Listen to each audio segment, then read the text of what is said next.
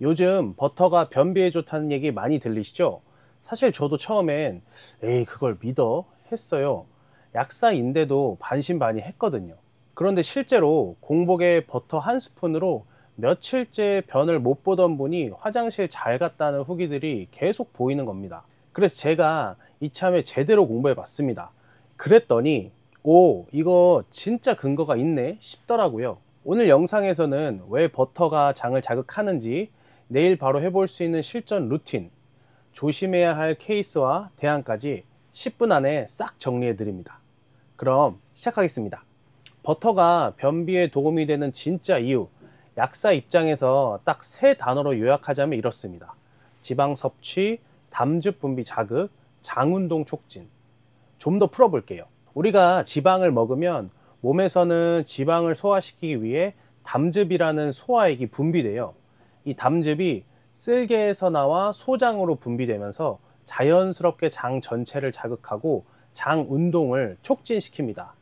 쉽게 말하면 장에 움직여 하고 신호를 보내주는 버튼 역할을 하는 거죠. 특히 공복에 먹는 지방이 말이죠. 그래서 아침 공복에 따뜻한 물에 버터 한 스푼만 먹어도 꽉 막혀 있던 장이 움직이기 시작합니다.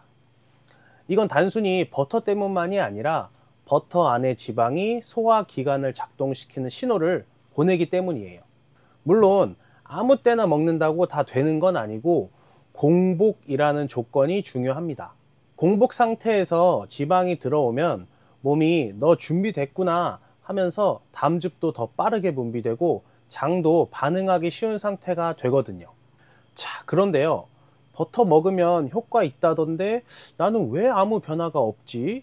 이렇게 말씀하시는 분들 꼭 있습니다. 실제로 제가 찾아본 분들 중에도 버터 먹는 걸 시작하고 나서 아무 변화 없다는 분들이 계셨는데요. 이 분들 공통된 실수가 있었어요.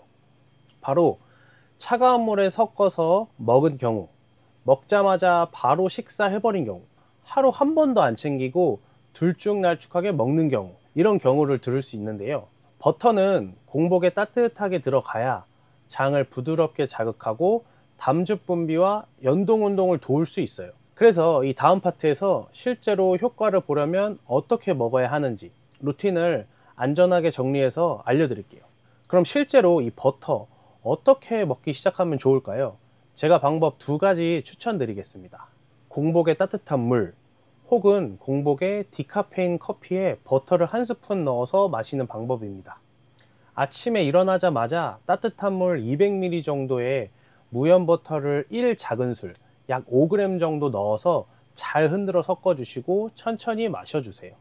뜨겁지 않고 따뜻한 물이 좋습니다. 너무 차갑거나 너무 뜨거우면 장에 자극이 되거나 위가 불편할 수 있습니다. 이 루틴은 장에 기름칠을 해준다는 느낌으로 연동 운동을 부드럽게 도와줍니다. 두 번째는 이 디카페인 커피에다가 버터를 섞는 건데요. 사실 저는 공복에 카페인을 먹으면 속도 좀 쓰리고 심장이 두근거리는 타입이에요. 그래서 저는 디카페인 커피에 버터를 넣는 방식으로 한번 먹어봤습니다. 믿기 힘드시겠지만 이 조합이 진짜 괜찮더라고요. 이 디카페인 커피에도 클로로겐산 같은 장을 자극하는 성분이 남아 있어서 버터와 함께 먹으면 장을 부드럽게 자극해 장 스위치를 켜는 역할을 해줍니다. 커피 200ml에 버터 5g 정도 넣고 천천히 마셔보세요. 혹시 맛이 거슬린다면 소금 한 톨이나 시나몬 가루 살짝 넣는 것도 팁입니다. 여기서 주의사항이 있는데요. 버터는 무염 버터로 준비하세요. 가염 버터는 위장을 자극할 수 있습니다.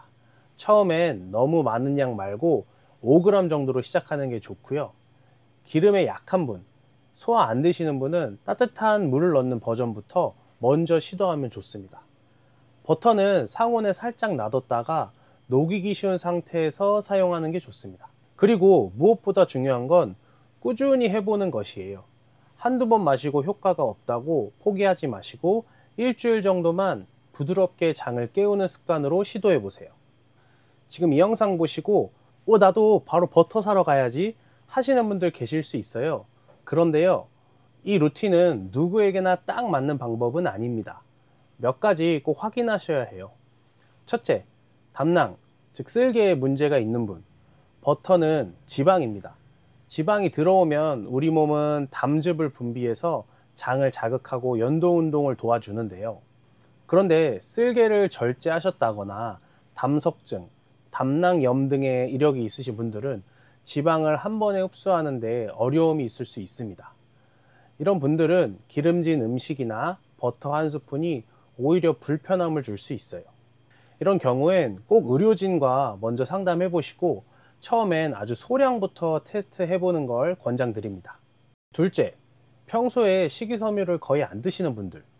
이 루틴은 장을 자극해서 움직이게는 해주지만 장 속에 배출할 내용물이 너무 적다면 변비 해결 효과는 제한적일 수 있습니다.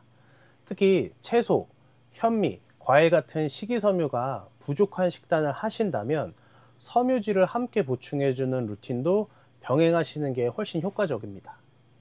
셋째, 장내 환경이 무너진 분들. 이런 분들은 유산균이 꼭 필요합니다. 그리고 가장 중요한 이야기인데요. 장을 움직이게 하는 것과 장을 좋게 유지하는 것은 완전히 다른 문제입니다. 버터는 장을 깨우는 역할이라면 유산균은 장을 꾸준히 돌봐주는 역할이에요. 특히 항생제 복용 경험이 많으셨거나 장에 가스가 자주 차고 설사, 변비가 번갈아 나타나는 분들은 장내 미생물 균형이 무너진 경우가 많아요. 이런 분들은 유산균을 꼭 함께 섭취하셔야 이 루틴의 효과를 장기적으로 유지할 수 있습니다. 즉, 이 방법은 분명 좋은 루틴이지만 체질과 식습관, 장 건강 상태에 따라 조절이 필요하다는 것, 이 점 꼭 기억해 주세요. 앞에서 말씀드렸죠. 버터는 분명 장을 깨우는 데 도움이 됩니다. 하지만 그게 끝은 아닙니다. 장이 한 번 움직이게 하는 것과 매일 건강하게 작동되게 유지하는 건 전혀 다른 이야기거든요. 이제 정말 중요한 이야기, 유산균의 역할에 대해 짚고 넘어가야 합니다. 유산균은 장이 계속 건강하게 일하도록 도와주는 관리자예요. 장은 생각보다 예민합니다. 조금만 환경이 나빠져도 유해균이 늘어나고 가스 차고 변이 딱딱하거나 묽어지기 시작하죠. 이걸 균형 있게 잡아주는 게 바로 장내 유익균, 즉 좋은 유산균입니다. 그래서 장 기능이 약하신 분들, 특히 평소에 변비나 설사 반복되시는 분들은 유산균을 꾸준히 드시는 게 핵심이에요. 잠깐 버터로 시동 걸어 놓고 그걸 계속 방치하면 장은 다시 예전으로 돌아갑니다. 정리하자면 버터는 문을 여는 역할, 유산균은 그 문을 열고 장안을 지키는 역할이라고 할 수 있죠. 이 둘은 함께 갈 때 가장 큰 효과를 냅니다. 자, 오늘 내용 정리해 볼게요. 버터 한 숟갈 생각보다 괜찮습니다. 그냥 고지방 식품이니까 몸에 안 좋다는 선입견을 넘어서 장의 연동 운동을 자극하고 담즙 분비를 촉진해주는 역할이 있다는 걸 이번에 저도 공부하면서 새삼 알게 됐어요. 그리고 이게 끝이 아니라 좋아진 장 환경을 오래 유지하려면 유산균도 꼭 함께 챙겨야 한다는 거, 그게 핵심이었죠. 저도 이번에 요즘 다들 버터 하는데 대체 왜 싶어서 공부해 봤는데요. 실제로 장 기능이 약한 분들, 특히 배변 리듬이 느리거나 변이 딱딱하게 굳는 경우에는 꽤 도움이 될 수 있는 접근이라는 생각이 들었습니다. 물론 제가 지금 당장 매일 하고 있는 루틴은 아니지만 나중에 정말 변비가 심하게 오는 날, 그땐 꼭 이 방법 한번 써봐야겠다고 기억하게 되는 정보였어요. 그리고 유산균은요, 그런 날이 오지 않도록 매일 장을 꾸준히 돌보는 마음으로 먹고 있습니다. 그래서 오늘 결론은 이겁니다. 버터로 장의 시동을 켜고 유산균으로 그 장을 매일 관리하는 것. 이 조합은 지금 당장 쓸 수도 있고 나중을 위해 기억해 둘 수도 있는 의미 있는 루틴이 될 수 있습니다. 우리가 건강을 챙긴다는 건 꼭 뭘 엄청나게 바꾸는 게 아니라 이렇게 하나씩 알아가고 기억해 두고 내 몸에 맞는 순간에 써먹는 것 아닐까요? 오늘 영상이 도움이 되셨다면 좋아요와 구독 부탁드리고요. 오늘 하루도 낭만 있고 행복한 하루 되시길 바랍니다. 감사합니다.